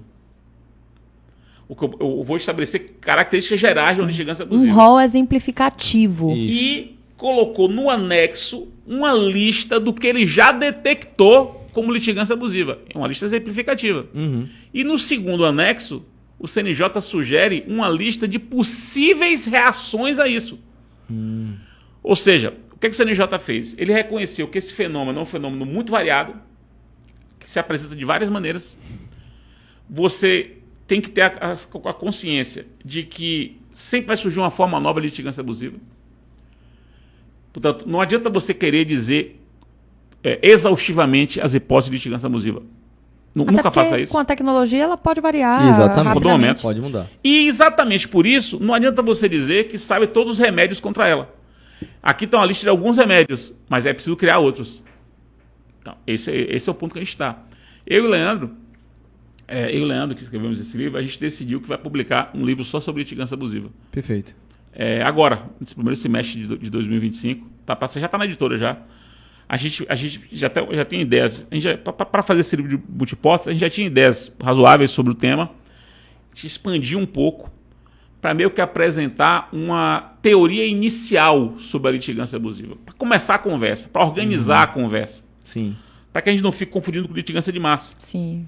É isso que eu ia mencionar aqui, porque tem se confundido muito com a litigância de massa, e utilizando esse termo, né, de litigância abusiva, somente pelo fato do advogado entrar ali com várias ações, que o direito é legítimo, muitas vezes replica a mesma inicial, não muda, repete mesmo, muda ali só a qualificação, e isso tem sido interpretado como a litigância abusiva, mesmo que esteja tudo legalizado, tem sido interpretado. Então, está confundido muito a litigância de massa e a litigância abusiva. E eu queria que você comentasse isso, professor, justamente que essa equivocada interpretação de você replicar seu modelo de inicial, não, por si só, não pode ser considerada como uma litigância. Concordo com você. E até a recomendação do CNJ, a 159, foi em outubro do ano passado, 2024. Ela traz ali formas de identificar a litigância abusiva, tratar e prevenir. E dentre as formas de identificar, tem lá como nesse rol exemplificativo de algumas coisas que o judiciário já verificou que configuram indício de litigância abusiva, tem lá a questão de serem iniciais idênticas com mudança apenas da parte. Ou seja, o advogado ele faz uma petição inicial ali demandando algo da justiça que vai ser um famoso Ctrl-C, Ctrl-V, o que vai mudar é a pessoa que está requerendo. Dá um exemplo, um plano de saúde. Tem vários segurados. Várias pessoas podem ali fazer o mesmo pedido à justiça. Esse advogado vai e replica aquela petição e muda o nome de quem está demandando da justiça naquele processo. Então, isso que Matheus está colocando pode ser caracterizado como uma litigância de massa. Mas, ao mesmo tempo, que não é proibido, que é algo legal. Todo segurado, por exemplo, no exemplo que eu dei do plano de saúde, vai ter direito a demandar da justiça se tiver algum problema nessa relação. Mas o CNJ, ele coloca como um dos indícios, né, para você identificar a litigância abusiva, justamente essa inicial replicada quando ela é peticionada pelo mesmo advogado e só muda o nome da parte. Então, assim, complementando um pouco, em que pontos essa recomendação ela ajuda e em que momento ela acaba sendo, de alguma forma, propulsora de uma confusão desses conceitos, de coisas que são lícitas, como a litigância de massa, para algo ilícito, que é a litigância abusiva? Vamos lá. Sem dúvida é preciso separar isso. Sem dúvida, esse momento fará com que os advogados éticos que litigam em massa refinem a sua atuação para não serem confundidos com fraudadores. Está vivendo um momento que vai ter que ter um ajuste fino, exatamente para separar as coisas. E esse exemplo das petições repetitivas, ele é ótimo, porque no caso que envolve pessoas que mantêm com a outra parte uma relação base, servidores do mesmo ente público, segurados do mesmo plano de saúde, clientes do mesmo banco, são pessoas que têm o mesmo vínculo com o mesmo tipo de vínculo com outra parte. É razoável que as petições sejam muito parecidas. Sim. Razoável. Sim. São iguais. Mas como envolveu o caso clássico e típico, já julgado pelo Supremo de litigância abusiva, que envolve a perseguição contra a jornalista Elvira Lobato, da Folha de São Paulo, que fez uma série de reportagens da Folha sobre a Igreja Universal do Reino de Deus. Uhum. Fazer uma reportagem sobre a Igreja Universal do Reino de Deus. Para o nosso público ver que não é só contra empresas que a litigância abusiva foi uma pessoa física. Não, mas veja bem. Observe. Ela, por conta dessas reportagens, começou a ser demandada em 150 cidades do Brasil. Caramba. Olha só. Todas elas cidades do interior do Brasil, as mais distantes possíveis, do interior do Acre, por pessoas físicas que se diziam fiéis da Igreja Universal no Reino de Deus e que teriam lido a reportagem de Elvira Lobato e teriam sofrido com aquilo danos morais. E entrando nos juizados especiais, sem custos. Pela facilidade. Sem custos, e para ter audiência presencial, para que Elvira Lobato tivesse que vir presencialmente em cada cidade dessa no interior do Brasil e ao mesmo tempo não tivesse dinheiro para poder pagar, porque era uma jornalista. Sim. A petição era a mesma. As pessoas sentem o mesmo dano moral? As pessoas têm o mesmo sofrimento? As pessoas têm a relação com a igreja da mesma forma? As pessoas leram o jornal? Já começa daí. Tinha cidades que a Folha nem chegava. Naquela época era papel. Uhum. A Folha nem chegava. O que é que aconteceu? O judiciário reconheceu aí uma litigância orquestrada, volumosa e ilícita, porque o caso todos foram julgados improcedentes. Porque você não pode dizer que uma reportagem que não é sobre você lhe causou um dano moral. Aí você tem essa junção que o senhor falou. Como se uma reportagem ruim ruim contra o Flamengo. E massa. Aí eu sou flamenguista, eu queria dizer que você falou mal do Flamengo.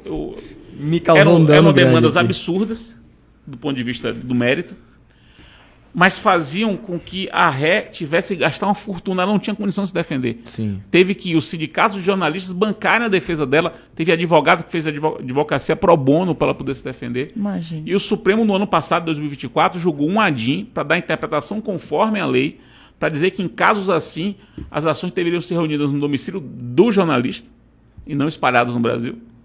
Então, são todos domicílio lá para que ele pudesse se defender. O Supremo julgou isso no ano passado. Então, o judiciário deu uma resposta que não está na lei, e porque ele se deparou com um fenômeno novo. E se você pegar a recomendação 159, uma das reações é a unificação na comarca do réu. Isso. Essa reação que está na recomendação decorreu desse julgamento do Supremo. Porque olha o caso. Nós estamos aí diante de uma litigância abusiva que foi reconhecida pela identidade das petições judiciais. Sim. Porque uma pessoa de Chapuri, no Acre, não pode contar a mesma história de uma pessoa que mora em São Paulo. num contexto como esse, não pode contar a mesma história. Sim, sem dúvida. Então veja como não é fácil. É um tema que não é fácil. A gente dizer que realmente petições iguais, para casos iguais, se justifica, como regra sim. Mas veja essa situação. Para relações extracontratuais não justifica. Agora, professor, foi muito discutido na época essa questão dessa recomendação do CNJ.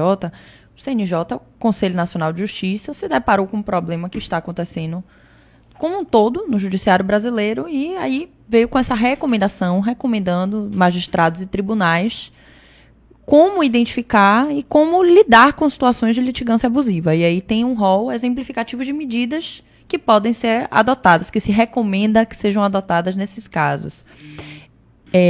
Nesse momento, houve uma crítica muito forte da Ordem dos Advogados do Brasil pela falta da participação de advogados, né, na elaboração dessa recomendação. As cadeiras, inclusive, que são destinadas à advocacia, estavam vagas na época no Conselho Nacional de Justiça.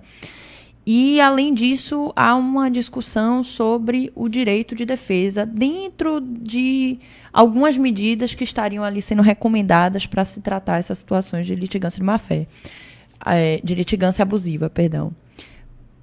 Além disso, há o questionamento quanto à boa-fé do advogado, que deve ser presumida, porque, por exemplo, tem a situação, uma das recomendações é que o juiz determine que o advogado apresente uma procuração atualizada ou, de alguma forma, questione, né, a legitimidade daquela procuração. Por quê? Porque tem pessoas que estão falecidas, infelizmente a realidade é essa, não existem mais, e que têm advogados promovendo ações, né, em favor dessas pessoas sem qualquer conhecimento. Às vezes uma pessoa que os dados foram pegos de alguma fonte cadastral, a pessoa não tem conhecimento algum e ela está ali com uma ação em nome dela, pleiteando algum direito na justiça, porque um advogado viu ali uma forma de ilicitamente, né, dar entrada em um processo e talvez conseguir ali honorários sucumbenciais. Então, houve esses questionamentos quanto à presunção de boa-fé da atuação do advogado pela Ordem dos Advogados do Brasil, a falta de participação do advogado na elaboração dessa recomendação e as medidas que podem ser adotadas pelos magistrados e pelos tribunais em um caso possível de litigância abusiva que poderia lhe cercear o direito de defesa de quem esteja respondendo a essas ações. Então, eu queria lhe perguntar a sua opinião pessoal, professor, enquanto a essa recomendação e a necessidade de participação da advocacia nessa elaboração e o impacto que isso pode ter para os advogados na atuação profissional. Vamos lá. É um fato. A recomendação foi votada e as cadeiras do CNJ dedicadas à advocacia não estavam lá. Não estavam preenchidas. Naquele momento estavam vagas. Isso é um fato. Não tem como opinar sobre um fato. Isso realmente aconteceu. Sim. Ponto. Agora vamos para a segunda parte aí. Eu gostei muito da recomendação. A começar pelo fato de ser uma recomendação. Sim. E não uma resolução. Uhum. Portanto, recomendar significa o CNJ achar que isso é bom e não determinar que você faça isso. Sim. Então, o simples fato de ser recomendação já foi muito bom. Já mostra até o cuidado do CNJ de eu não tenho nem como fazer uma resolução exatamente ainda, isso. Porque ainda é algo amorfo. E até porque, nesse caso, teria que ser lei mesmo para tratar. Sim. Gosto da recomendação também pelo fato de que ela é uma recomendação modesta. No seguinte sentido, ela diz, esse problema eu não consigo resolver. Dá um conceito que é um guarda-chuva, é um conceito bem guarda-chuva, bem amplo. Que ele sabe que ele está conhecendo esse assunto, nós estamos descobrindo esse assunto. Então ele é modesto nesse sentido. Ele faz uma lista exemplificativa de condutas, exemplificativa de reações. Então gosto também disso. E gosto das reações. Acho que as reações como modelo de reação são boas. Claro que haverá casos em que essas reações serão mal aplicadas. Sim. Evidentemente. Como tudo no direito. Como tudo. Tudo. É razoável, bem razoável que a OAB se preocupe com a má aplicação. Mas a OAB precisa estar ao lado disso. Ela não pode só se preocupar com a má atuação. Dar sanção ela tem que se preocupar com a atuação dos nossos colegas. Esse que é o ponto que eu tenho falado, já falei bastante sobre isso. Tenho muitos amigos na OAB. Eu sei que esse tema é um tema muito sensível para a OAB. Muito sensível. Mas a OAB tem de estar ao lado do combate a essas fraudes que são evidentes. Nós não podemos negar isso. Está acontecendo um volume absurdo de fraudes.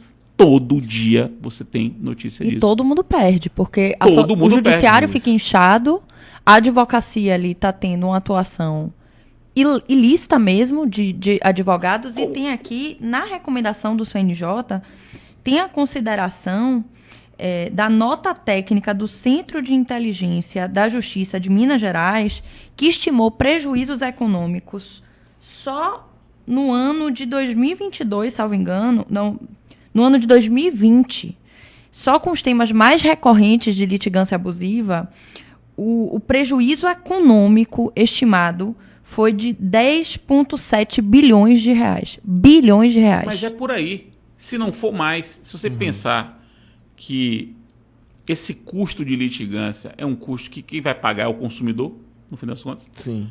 O custo que o banco tem, que o Bradesco tem com o seu jurídico, quem que vai pagar isso? Quem que está pagando esse custo? É o acionista do Bradesco que está pagando esse custo? Porque são coisas assustadoras. Se vocês pegarem advogados que advogam no polo passivo, sobretudo no polo passivo, existe litigância abusiva reversa também. Existe litigância abusiva do réu. Sim. Existe. Sem dúvida.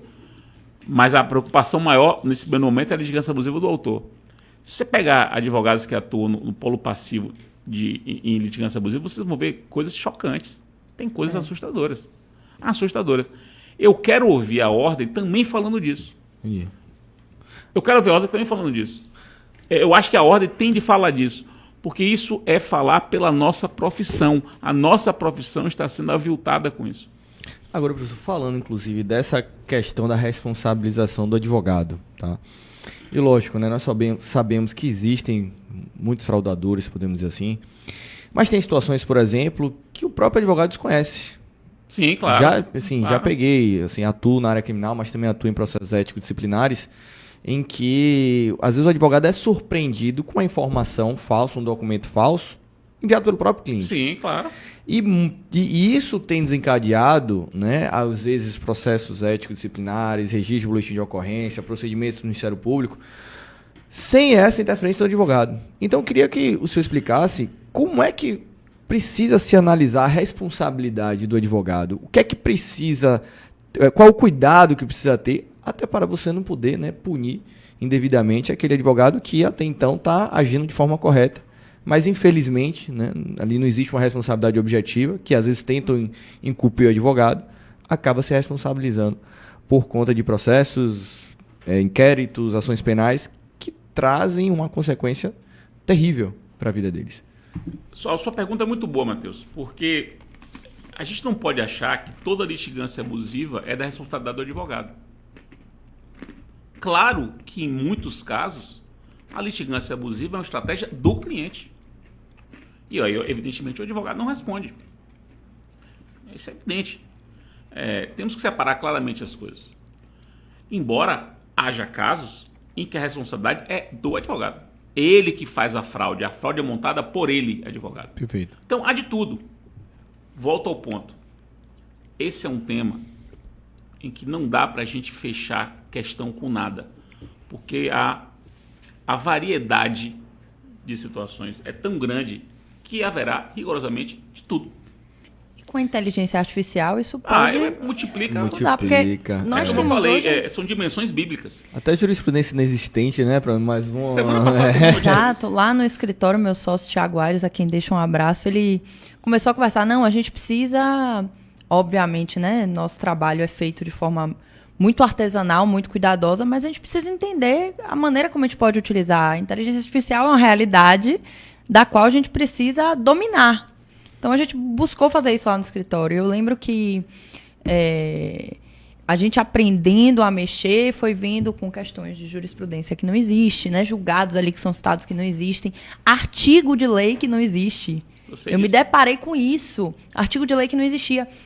Então a gente tem que, obviamente, tem que ter aquele trabalho, mas a realidade é um advogado que está não querendo utilizar a inteligência artificial a seu favor, mas querendo realmente substituir o seu trabalho braçal, consegue fazer uma petição com inteligência artificial. A inteligência artificial ela é capaz de fazer uma petição.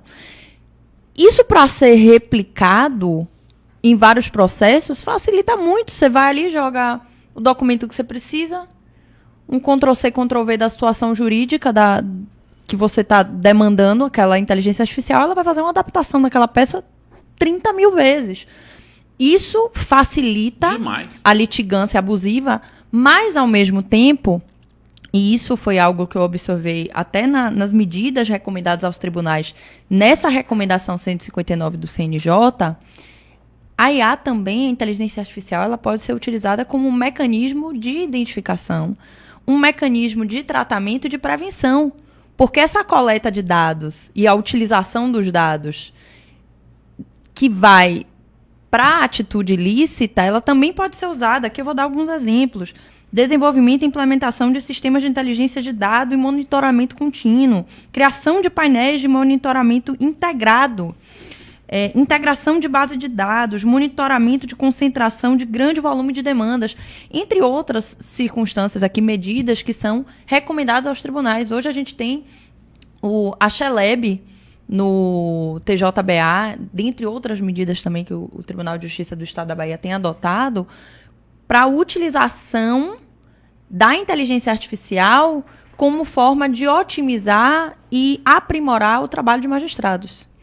E o que eu queria lhe perguntar, professor, é em relação a essas demandas abusivas, porque, bom, hoje o que temos para tratar a litigância abusiva são medidas que são recomendadas pelo Conselho Nacional de Justiça, o STJ, mais recentemente, em fevereiro, também decidiu sobre a questão, mas é algo que é difícil de tratar, sobretudo porque é difícil identificar. Tem várias formas. Né? Então, assim, como você vê essa questão do uso da inteligência artificial? E eu vou expandir um pouco essa pergunta, de uma forma geral, para o trabalho do jurista, do trabalho do advogado, o trabalho do magistrado. Se isso é mais desfavorável ou se isso é mais favorável a gente. Veja, a inteligência artificial é uma ferramenta. Né? É uma ferramenta. Do ponto de vista epistemológico, ela é uma ferramenta, assim como é o martelo, como é o machado, como é o serrote, como é como é o lápis, é uma ferramenta. Um lápis ajuda a gente a escrever e ajuda a matar. Se você pegar um lápis aqui e jogar na jugular da pessoa, como aparece em filme, vários filmes assim, Missão Impossível tem vários, mata com um lápis aqui no pescoço. Então, o mau uso da ferramenta compromete, assim, pode gerar consequências muito ruins, mas a ferramenta está lá. Onde é que eu quero chegar? Não há como retroceder. A inteligência artificial veio para chegar, ou veio para ficar. Vai ficar por muito tempo e cada vez com mais intensidade e cada vez mais inteligente. Isso é um ponto. Eu não vou negar essa realidade. Você me perguntar, Fred, você usa inteligência artificial? Eu, Fred, não uso ainda. Por acaso nunca usei. Meu escritório usa? Usa. Há robôs que foram desenvolvidos para o escritório. Existem robôs desenvolvidos para o escritório. As pessoas que trabalham comigo usam. Cada um tem a sua assinatura lá do chat GPT, por exemplo. A gente já implementou isso também. Eu nunca usei. Você me perguntar assim, Fred, você usaria? Eu acho que eu usaria hoje para fazer resumo. Eu tenho visto resumos de inteligência artificial que são excelentes. Você bota um acórdão inteiro, resuma. O que sai é realmente muito impressionante. Para simplificar a sua escrita, eu acho um uso muito bom. Você faz um texto, coloca e o seu comando enxuga o meu texto. Tem uma recente que eu descobri que é para degravar audiências gravadas. É uma maravilha isso aí. Então tem coisas que são espetaculares. Você imaginar que você vai poder pegar um texto inteiro, jogar lá e ele vai fazer o resumo do texto para você, para ele poupar um tempo, realmente... É absurdo. É verdade. O outro lado é o mau uso. Eu já conversei uma vez com o ChatGPT a meu respeito. E foi bizarro. Eu fiquei conversando. As coisas que ele dizia inicialmente a meu respeito simplesmente não existiam. Ele inventou. Aí eu corrigi, ele pede desculpa. É muito educado, né? Ele pede desculpa e avança. E quando volta, só volta certo. É impressionante a capacidade de desenvolver, correção, né? de correção, né? É muito impressionante isso. E cada vez que eu converso com ele vai ficando mais inteligente, né? Para uma pessoa, minha querida Karina, com a minha idade, 50 anos, o que a gente está vivendo hoje é assustador. Por quê? Porque em 1984, eu tinha 10 anos, chega ao cinema e eu assisti Exterminador do Futuro, Terminator, com Arnold Schwarzenegger. Aquele filme falava de uma realidade 2029. No ano de 2029, o mundo era comandado por uma inteligência artificial. Estamos perto. A Skynet. E os seres humanos eram rebeldes. E a inteligência artificial manda um robô para o passado para impedir o nascimento do futuro líder rebelde. Por isso que é o Terminator. Ele é um exterminador que veio do futuro para matar o futuro líder rebelde. Esse filme é um clássico do cinema. Já houve, tem vários filmes, sendo que o 2, que é de 91, chega a ser melhor do que o primeiro. Eu fui forjado na adolescência pensando nisso, né? Mas isso nunca vai acontecer. Isso é ficção científica. Chega agora, você está conversando com a inteligência artificial e ela fala bem, é educada, aprende com você, escreve sem erro de português. É um negócio espetacular. Eu vi uma hoje no escritório, uma pessoa teve lá, uma moça, e falou, eu pedi para a IA me mostrar a minha alma gêmea. E tinha uma pessoa criada. Ela falou, agora só para se encontrar. Você assistiu o filme Ela? Não assisti, mas sei que assistiu? A premissa ainda não. Em inglês é Her, mas em português ficou Ela. Rapaz, é um filme que tem uns 10 anos, com o Joaquim Phoenix. Tá até hoje na minha lista. É 10 anos que eu não assisti ainda. Você precisa assistir esse filme. Esse filme é lindo e assustador. Mas é bonito demais e assustador. O rapaz se apaixona por uma Inteligência artificial. Cuja voz é de Scarlett Johansson. Então é um negócio. É lindo. O filme é lindo. É lindo e é chocante, né? É chocante assim você... E aí 10 anos depois tem isso, tá falando, tem namorado virtual, tem pessoas realmente que se valem do ChatGPT como analista. Fazem psicanálise com o ChatGPT. Eu já ouvi isso também. É verdade. É muito assustador isso. É uma distopia que a gente está vivendo Isso é na uma distopia. realidade. Para mim é uma distopia. Como eu tenho filhos de 24 e 21, eu vejo, é uma geração muito diferente da minha, eu vejo como, para eles, a conexão física e pessoal não tem o valor que para mim tem. Sim. Não tem, é impressionante como não tem. A questão de você estar junto, de você conversar com a voz. Sim. Conversar com a voz da pessoa e não com mensagem. De você ligar. Meu filho mais velho, ele não entende por que eu ligo as pessoas, meus amigos, no dia de aniversário. É uma coisa que ele não consegue entender. Mas meu pai, ninguém faz isso. Ninguém liga para o aniversário. As pessoas mandam mensagem ou na rede social ou no WhatsApp, acabou. E gera uma falha de comunicação, né? Eu lembro, assim, um exemplo clássico. Uma vez minha mãe foi comentar numa foto minha. Tava eu e uma amiga numa foto, isso tem anos. Aí ela comentou com uma carinha que saía ar do nariz, ou seja, raiva. Aí eu, mãe, por que você botou uma cara de raiva pra mim, minha amiga? Ela, não, eu botei fio-fio. Então, essas mensagens, eu tô falando de um emoji, óbvio que foi veja algo... o emoji, veja que coisa interessante. O emoji é uma imagem, né? Sim. A gente, há 10 mil anos, no Egito, tinha os hieróglifos, né? E as pessoas evoluíram para o alfabeto. Agora volta para os hieróglifos. O emoji é um hieróglifo. Em vez de você escrever... E tem realmente emojis que comunicam muito bem, né? Muito bem. Hoje já tem figurinha. E aí tem as figurinhas que comunicam mais ainda, né? Tem coisas que eu não consigo me comunicar. Há determinadas coisas que eu preciso de uma uma figurinha figurinha para poder me comunicar. Nada que eu escrever vai ser tão eloquente quanto aquela imagem ou aquele emoji. Sensacional. Você sabe que aqueles dicionários internacionais, eles escolhem a palavra do ano. Todo ano tem uma palavra que é escolhida. Sim. A do ano passado foi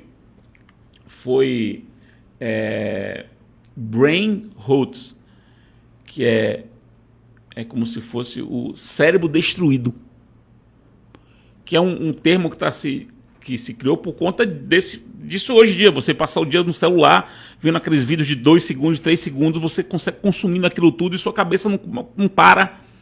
E aí o cérebro se destrói. Foi a palavra do ano passado. Há uns 10 anos atrás, sabe qual foi a palavra do ano? O emoji da risada chorando. A palavra do ano foi o emoji, aquele emoji que está rindo, chorando de tanto rir.